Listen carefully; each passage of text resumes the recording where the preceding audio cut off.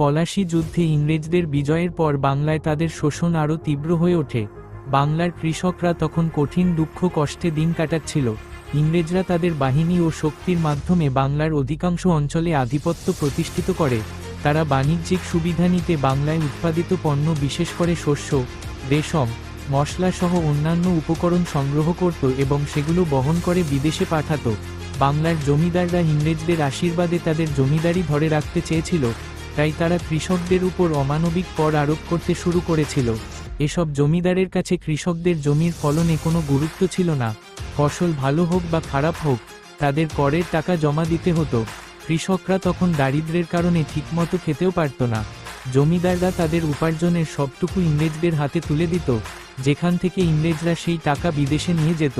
এই চক্রে কৃষকরা চূড়ান্ত শোষিত হয়ে পড়েছিল, আর ইংরেজরা সেসব অর্থ নিয়ে তাদের দেশে ফিরত, যা তাদের অর্থনৈতিক শক্তি বাড়িয়ে দিত।